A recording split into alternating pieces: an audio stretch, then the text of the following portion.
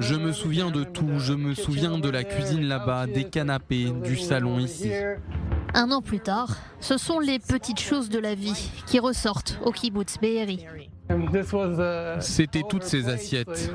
Ce sont ces assiettes, elles sont toujours là. On dit qu'elles ne peuvent pas se casser, mais elles peuvent fondre. Il s'avère que tout ce qui se trouve dans cette maison peut fondre, y compris ce qu'on appelle la pièce sécurisée. Si vous deviez revenir, reconstruire et avoir des abris, avec le recul, qu'est-ce qu'il faudrait dans l'abri ? Avec le recul, il faudrait une vraie porte en métal, comme celle d'un abri anti-atomique, et non pas une pièce sécurisée. Mais nous espérons qu'à l'avenir, nous n'aurons plus besoin d'abri pour nous cacher des roquettes ou des terroristes. Un message d'espoir de Dotan Navé, qui a grandi dans le kibbutz Be'eri. Il se souvient encore d'une époque où sa communauté n'avait pas besoin de s'abriter des roquettes. Ces 20 ou 30 dernières années, l'escalade de la situation à Gaza est devenue vraiment difficile à accepter. Je me souviens de l'époque où c'était mieux. Ma grand-mère et mon père me racontaient tout le temps comment ils allaient à Gaza pour faire leur marché. Cette réalité, il n'est pas sûr qu'elle reviendra un jour. Vous avez parlé de ce sentiment de coexistence, ce sentiment de paix, de tous les kibbutzim ici. Vous avez toujours cet espoir et ce sentiment. Ça a beaucoup changé parce que nous ne pouvons plus vraiment faire confiance aux habitants de Gaza, c'est clair. Je dois garder espoir car je sais que personne n'ira nulle part, mais il est vraiment difficile de faire confiance à quelqu'un qui soutient ce qui a été fait ici.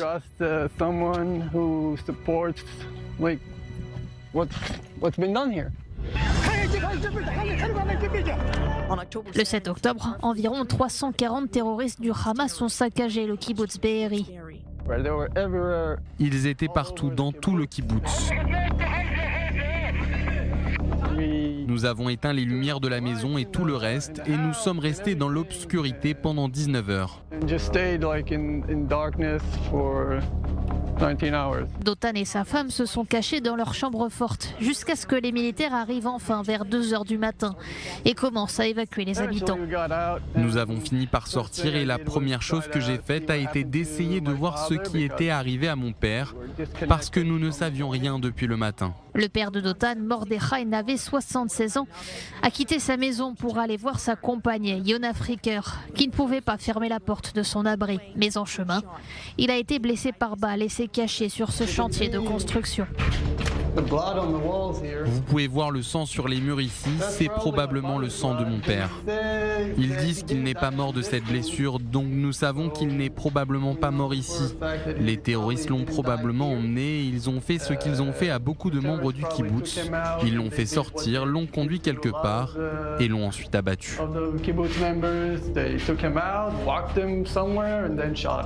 101 résidents de Be'eri ont été assassinés ce jour-là. 32 ont été pris en otage. Notre famille a été profondément touchée et brisée. 12 personnes ont été touchées dans ma famille, 9 ont été kidnappées, 3 ont été assassinés. 10 résidents de Be'eri sont toujours otages à Gaza, un an plus tard, y compris le beau-frère de Yuval Haran, Tal Shoham. Notre vie s'est figée le 7 octobre parce que tout le monde a recommencé à parler de politique. En Israël, qu'il s'agisse de la droite ou de la gauche, dans le monde, les gens ont commencé à parler du conflit israélo-palestinien. Pour l'instant, la communauté s'est réinstallée dans le kibbutz Hatzerim, à environ 30 km au sud-ouest. Mais Dotan n'est pas sûr de pouvoir revenir un jour à Be'eri. Nous n'avons pas encore décidé parce que nous ne savons pas encore quel sera le résultat de toute cette situation. Nous avons le temps d'y réfléchir pendant que nous sommes à Hatzerim pour quelques années. Nous savons que tant que les terroristes seront occupés par Tsahal, ils ne reviendront pas ici. Une fois que Tsahal aura quitté Gaza, nous ne savons vraiment pas ce qui pourrait arriver. Un an plus tard, aucun sentiment d'apaisement. Les cicatrices de ce samedi noir sont visibles dans tous les recoins du kibbutz Be'eri. Il y a beaucoup de maisons qui sont encore pleines de marques de brûlures.